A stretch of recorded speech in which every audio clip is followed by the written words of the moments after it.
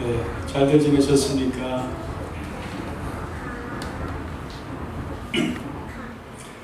네, 기독교 역사상에서 큰 영향을 주었던 하나님의 사람이 있습니다.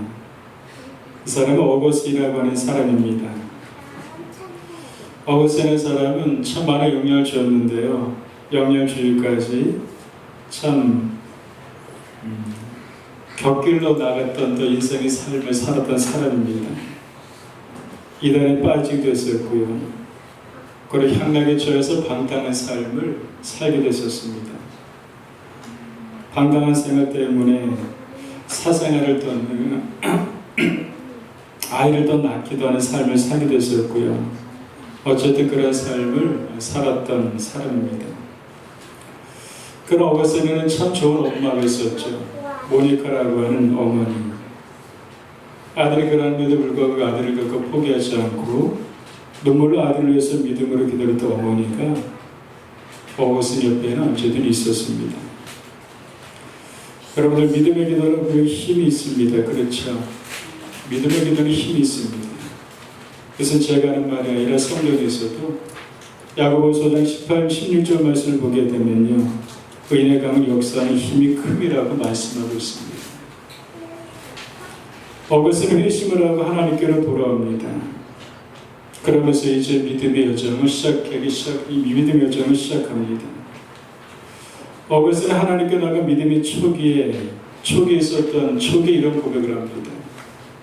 주님을 내적으로 찾으려 하지 않고 외적으로 찾으려 하다가 많은 시간을 낭비했다라고 이렇게 어거스틴은 고백을 합니다. 내적으로 하나님을 찾으려 하지 않고 외적으로 찾으려 하다가 참 많은 시간을 낭비했다. 우리 곰곰이 생각해 볼 수 있는 말씀인 것 같습니다. 하나는 온 땅에 하나님은 충만하게 거하십니다. 시편 139편에서 보게 되면요.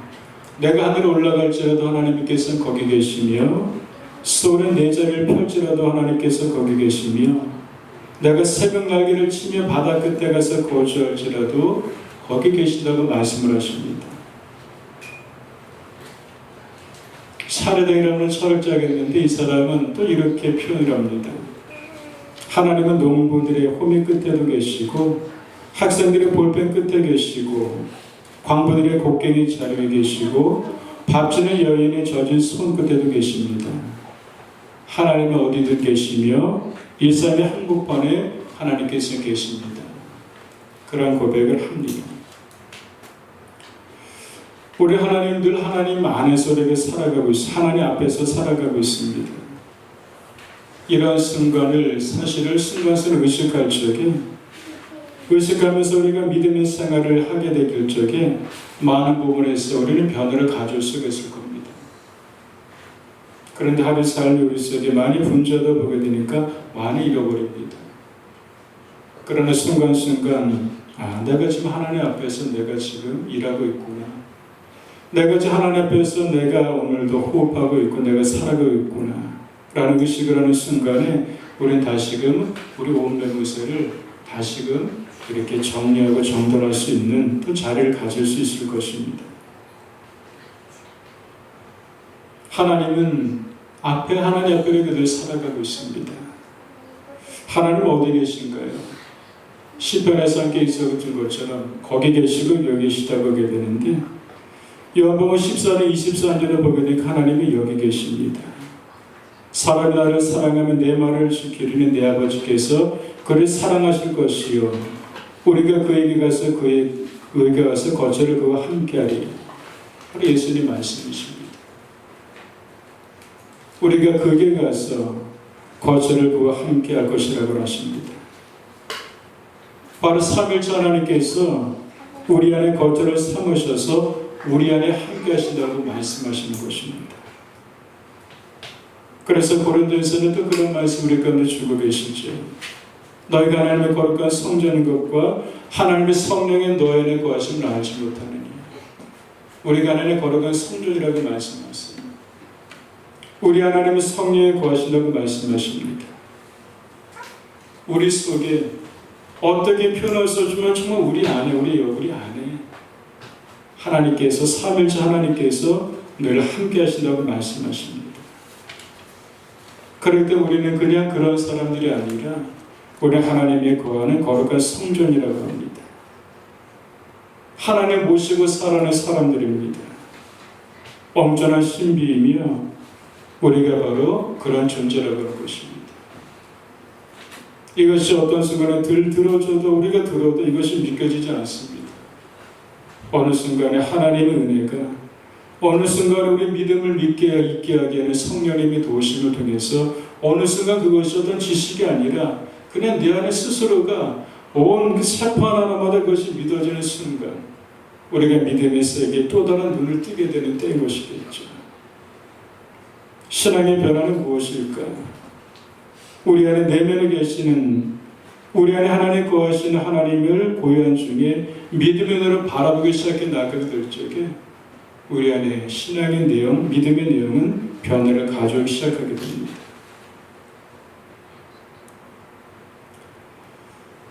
요한복음 10장 27절에는요.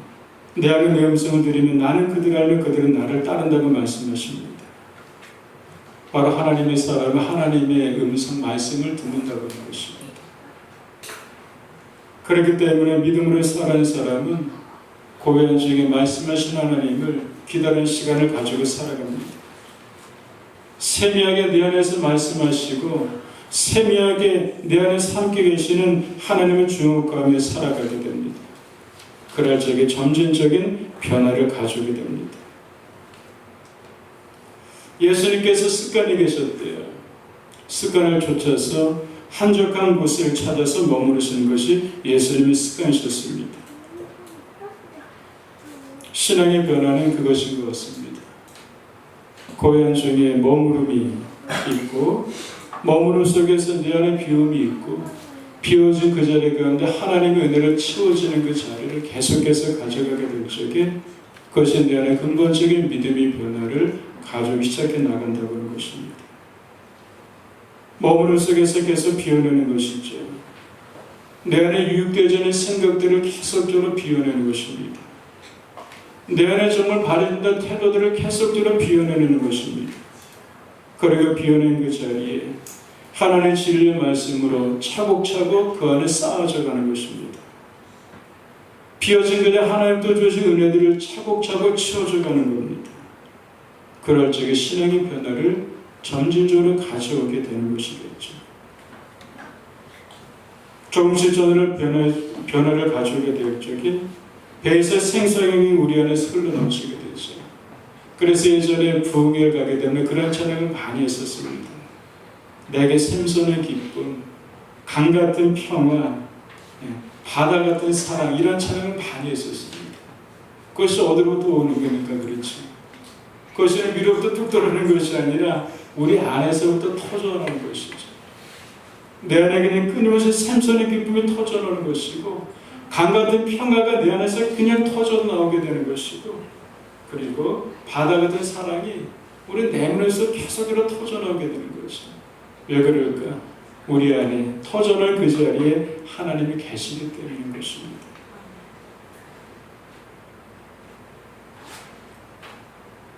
요한복음 1장 12절을 보게 되면 그런 말씀이 주어집니다. 영접하는 자 곧 그를 믿는 자에게는 하나님의 자녀가 되는 권세를 주셨으니 그는 혈통으로나 육정으로나 사람의 뜻으로 나지 아니하고 오직 하나님께 난 자들이라고 말씀하십니다. 하나님의 자녀가 되는 것은 바로 예수님을 영접함으로 시작되게 되는 것입니다. 예수님을 영접하고 예수님을 믿은 이후로부터 하나님과 새로운 관계가 시작이 되게 되는데 그때부터 하나님과 나의 자녀의 관계가 시작이 됩니다. 그때부터 하나님을 아버지라고 부르게 됩니다. 로마서 8장 16절에서는요. 성령의 친히 우리 영으로 더불어 하나님의 자녀인 것을 증언하신다고 말씀하십니다. 하나님을 아버지가 부르는 것을 아무로 부를 수가 없습니다. 여러분들 길 가다가 누구에게 하나님은 아버지십니다 라고 할 때 그것에 끄덕이는 사람도 있지만 이 사람 무슨 소리 하는 거야? 좀 이상한 사람이야. 나하고 무슨 상관이 있어? 이런 반응도 나타날 겁니다. 여러분들은 어떤 반응이었습니까? 처음에 하나님을 과연 아버지라고 부를 수 있었을까? 근데 지금은 너무나도 자연스럽습니다. 하나님 아버지라고 찾고 하나님 아버지라고 우리가 구하고 하나님 아버지의 뜻을 이야기하고 기도를 합니다. 이것은 누가 시켜서 하는 것이 아니라 내가 지식 있다고 하는 것이 아니라 바로 우리 안에 성령께서 친히 우리 영으로 더불어 우리 안에 영으로 더불어서 하나님의 자녀인 것을 우리를 알게 하시기 때문에 하나님을 아버지라고 우리가 부를 수가 있게 되는 것입니다. 하나님과 한번 맺은 그 관계는요, 변하지 않는 영원한 관계입니다. 여러분들 육신의 자녀의 관계에서도요, 자녀가 속일 썩을 때가 있을 겁니다. 그렇다고 해서 그 자녀를 버리진 않을 겁니다. 다른 사람들이 뭐라고 하더라도 끝까지 속을 썩이는 자식이지만 그러나 부모는 끝까지 그의 편이 되어주는 것이 보편적인 부모와 자녀에게 관계일 것입니다. 어떤 한편의 영화가 있습니다. 사형수를 든 아들과 엄마의 내용을 담긴 영화입니다. 사형수 아들인데 흉측한 죄를 저질렀어요. 이 사형수가 엄마에게 편지를 씁니다. 엄마, 나는 못난 아들 아무개입니다. 전 어머니가 만들어주신 팥죽이 먹고 싶습니다. 보고 싶습니다. 이렇게 편지를 썼어요. 그것을 받은 엄마가 어떤 반응을 보였을까요? 편지를 씁니다. 우리 아들 기강이 보거라. 거긴 얼마나 힘들고 괴롭고 고생이 심하겠냐. 나는 너를 사랑한다. 왜냐하면 너는 나는 네 엄니께 사투리를 했었다. 비록 사형수지만 아들에게 그런 겁니다. 얼마나 그것이 힘들고 괴롭고 고생이 심하겠냐. 나는 너를 사랑한다. 왜냐하면 나는 네 엄마니까. 나는 너를 사랑한다. 왜? 너는 내 아들이니까. 다른 것이 필요 없는 거지. 사형수가 엄마의 관계입니다. 하물며 하나님과 우리의 관계. 하나님 아버지가 부르는 우리의 관계는 어떤 관계일까요? 우리를 자녀 삼아준 하나님에 대한 사랑은 영원한 사랑입니다. 성경을 우리가 조심조심 읽게 되면요, 그 속에서 예수님의 비말씀을 통해서 하나님께서 향하신 사랑을 우리는 많이 그 속에서 볼 수가 있습니다. 예수님이 잃어버린 양의 비유가 있습니다. 99마리의 양을 내버려두고 한 마리를 찾기 위해서 들러산으로 헤매는 목자의 비유인데 이것이 바로 하나님께서 향한 그 사랑의 마음입니다. 한 마리를 찾기 위해서 들러산으로 헤매면서 들러산을 헤맬 적에 온몸이 그냥 상하겠죠. 그런 한 마리를 찾기 위해서 끝까지 한 마리를 찾을 때까지 헤매시는 찾아 나서시는 그 주님의 마음, 하나님의 마음이 바로 우리를 사랑하시는 마음이라고 하는 것입니다. 누가복음 15장 11절에서 12절의 비유는 너무나도 잘하는 말씀입니다. 집 나간 아들과 아버지의 그 말씀의 비유입니다.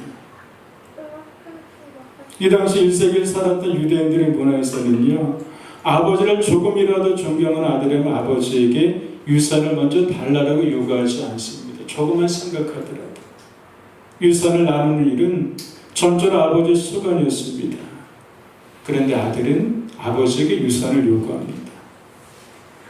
아버지의 생각은 뚱것만도 없는 거예요. 자기 생각만 하는 겁니다. 그런데 아버지는 아들에게 유산을 넘겨줍니다. 먼 나라로 떠나게 되고요. 떠나서 자기의 돈을 다 써버리고 맙니다. 아들은 다 잃어버려서 이제 주업 열매로 연명을 합니다. 그러다가 집으로 돌아갈 생각을 아들이 합니다. 그러면서 이렇게 고백을 합니다. 내가 죄를 지었습니다. 지금부터는 아버지 아들이라 일컬음을 감당하지 못하겠습니다. 나를 아들로 받아주지 마시고 품꾼으로 하소서. 그런 마음을 가진 아버지께로 이 아들이 돌아갑니다. 돌아올 순간에 아버지는 알고 있어요. 멀리서 보았는데 그냥 뭐 몰골의 많이 아니겠죠. 멀리서 상거, 성경에서 보면 상거가 먼다는 표현을 쓰고 있는데 그래서 굉장히 멀리 있다고 하는 뜻이겠죠. 멀다고 하게 되니까.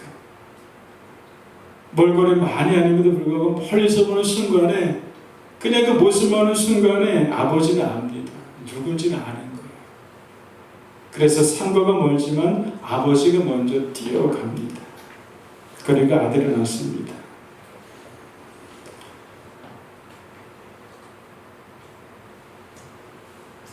아들이 너무나도 미안한지 아버지가 그렇게 말하는 거죠. 내가 죄를 지었습니다. 아버지 아들이라 내가 부름을 받을 수가 없습니다. 내가 아들이 될 수가 없습니다. 근데 아버지는 어떡합니까? 제일 좋은 옷을 내어다가 입히고 손에 가락지를 끼우고 발에 신을 신기고 살찐 송아지를 잡아서 잔치를 베풀게 합니다. 아들은 생각했습니다. 내가 가지고 갔던 것을 다 잃었기 때문에 내가 아들로서 가족으로서 내가 죄를 잃었다고 생각을 합니다. 그러나 아버지의 생각은 전혀 그렇지가 않았습니다. 한 번 아들은 영원한 아들이었습니다. 돌아온 아들을 향한 아버지의 반응은 분노가 아니라 실망이 아니라 불쌍히 여김이었습니다.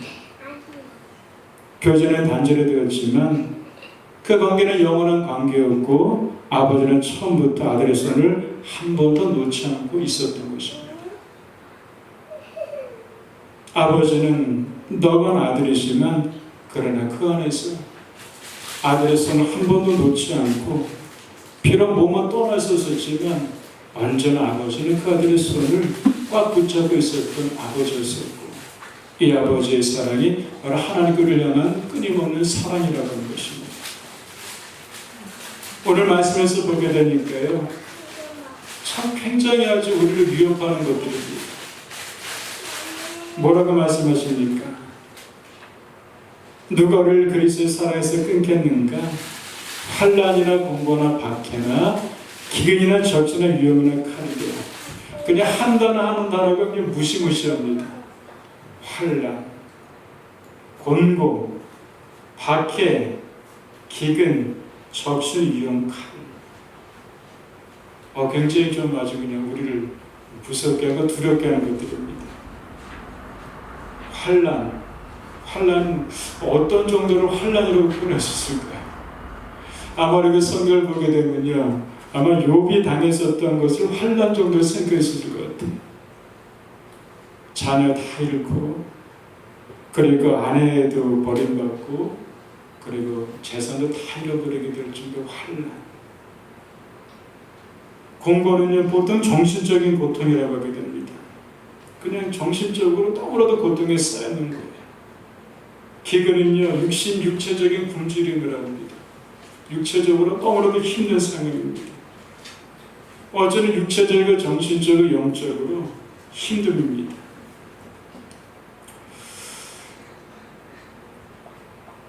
우리가 살다 보면 그럴 때가 있습니다. 기절할 때가 있습니다. 힘이 다 솟을 때가 있습니다. 일어나려고 싶은데 일어날 수 없는 때도 있습니다. 공부에 생각하면 그렇더라고요. 나는 일어나고 싶은데 일어날 힘이 내 속에 없을 정도로 다 바닥일 때가 있어요. 누군가가 기절했을 때 우리는 말합니다. 왜 그래, 힘을 내야지. 왜 그래, 믿음이 없어서 어떻게, 믿음이 없어서 어떻게, 그러면서 이렇게 타박을 하게 됩니다. 그런데 조금만 생각하면 그럴 때가 있습니다. 일어나고 싶은데 일어날 힘조차 없는 거예요. 믿음이 없어서 왜 그래? 힘을 내야지. 그렇게 살면 어떡해? 근데 그럴 때가 있어요. 성경을 보더니 엘리야가 그렇더라고요. 기도할 때 하늘에서 불이 내려와서 물에 흠뻑 빠졌던 나무를 태우고 물이 가득한 도라미 물까지 하나님 불을 내려 태우게 한 그 엄청난 선지자입니다. 하나님 능력이 엘리야에게 임할 적에 그 당시 아합이 이제 왕이었었는데 아합이 마차를 타고 가지만 아합보다 앞서서 달릴 정도로 그렇게 능력이 강한 선지자였습니다. 그런데 있는 엘리야가 이런 엘리야인데 하늘을 찌릿하고 하늘을 가를 듯한 그런 엘리야인데, 근데 엘리야가 어느 날 육체적 영적으로 정서적으로 기신해서 그렇게 말합니다. 하나님 나를 죽여주십시오. 사람들은 실망하셨을 것 같아요. 야, 어떻게 그런 엘리야인데 어떻게 그런 말을 그렇게 서슴자고 할 수 있을까? 하나님께 죽여달라고. 하나님 살고 싶지 않습니다. 차라리 나를 데려가 주세요. 이런 말을 할 정도 어떻게 선지자야? 선지자면 그러면 안 되지. 근데 엘리야가 그렇게 하나님께 말합니다. 하나님 반은 어떤 반응을 했을까요? 야, 너 선지자인데 그러면 안 되지. 그렇게 하지 않으십니다.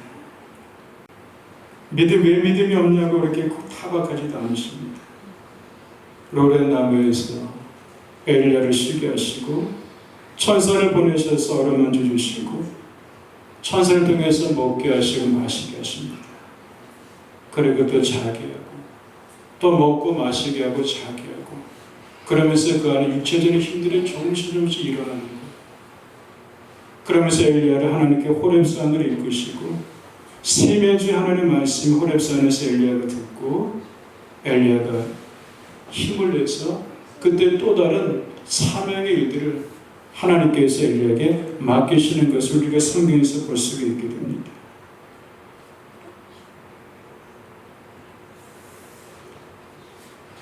오늘 성경을 보게 되니까 모든 일을 우리 사랑하시는 말미암아 우리 넉넉히 이긴다고 말씀하십니다. 환난이나 핍박이나 기근이나 적신의 위험이나 칼이랴, 이것은 조금 전에 말씀드렸던 우리를 두렵고 힘들게 하는 것들입니다. 그러나 이것을 우리가 넉넉히 이기게 하신다고 말씀하십니다. 왜 이기게 하실까? 이것은 바로 우리 사랑하시는 하나님의 사랑이 이것들보다 능히 크기 때문이라고 하는 것입니다.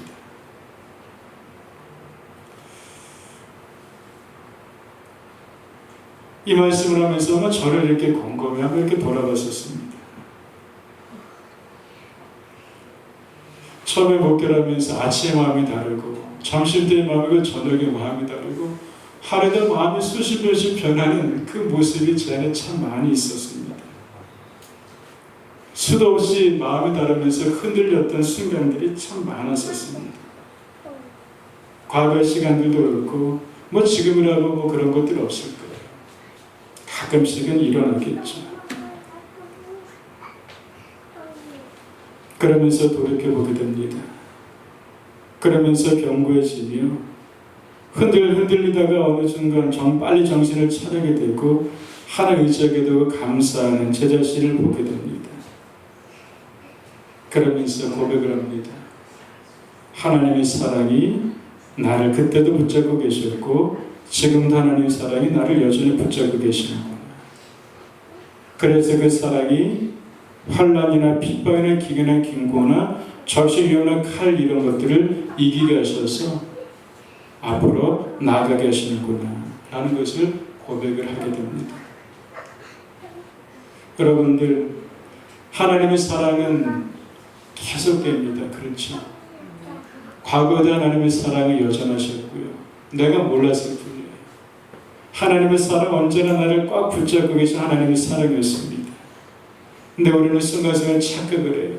내가 붙잡고 있는지 아는데 근데 아닙니다. 더 큰 하나님의 사랑의 손이 나를 그때도 붙잡고 계셨고 지금도 붙잡고 계시기 때문에 우리가 넉넉히 이겨나갈 수 있다고 하는 것입니다. 예전에 참 그런 생각을 많이 했어요. 저도 그렇지만 저러면 안 되는데 저러면 안 되는데 라는 안타까움도 갖게 됐지만 그런 입장에 이제는 많이 하나님을 신뢰하게 됩니다. 아니야.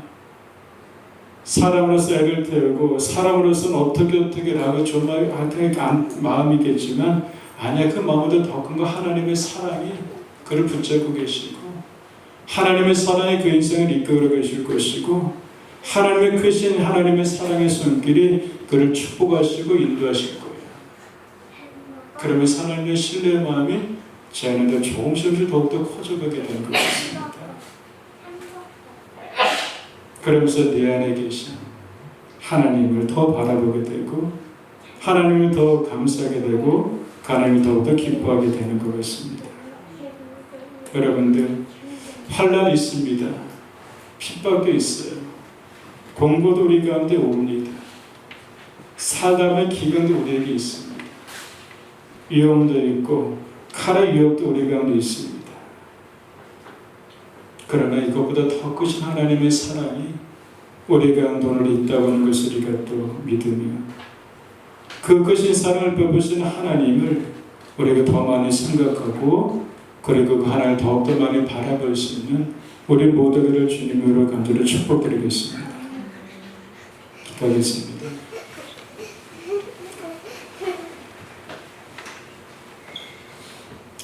하나님 감사합니다. 우리가 살아가면서 여러 가지 일들을 겪습니다. 우리 개인의 일뿐만 아니라 우리가 주변을 바라보면서도 또 여러 가지 일들에 대한 아픔을 우리가 또 보게 됩니다. 그러면서 이런 생각 저런 생각도 하게 되고 이런 말들 저런 말도 우리가 하게 됩니다. 하나님보다 앞선 사람의 생각과 말들을 또 하기도 합니다. 그러나 하나님, 오늘 말씀을 통해서 우리가 다시 한번 배우게 됩니다. 이거보다 더 크신 하나님의 사랑이 넉넉히 이긴다고 하는 것을 우리가 다시금 우리가 보게 됩니다. 사람으로서 어떻게 할 수 없는 많은 일들이 있지만 그러나 그 크신 하나님의 사랑이 회복시키시고 그 크신 하나님의 사랑을 일으켜주시고 그 크신 하나님 우리를 강건케 하시고 승리케 하신다는 것을 우리가 분명히 다시 한번 믿습니다. 오늘 말씀되시는 것처럼 하나님의 엄청난 능력의 그 사랑이 우리를 언제나 붙들고 계시고 우리를 이끌고 계시고 우리를 세우고 계시고 우리를 돌보신다고 하시는 그 크신 믿음을 우리로 알게 하여 주시고 우리에게 그 믿음을 하나님 내려 주시옵소서. 감사합니다. 예수님 이름으로 기도드렸습니다. 아멘.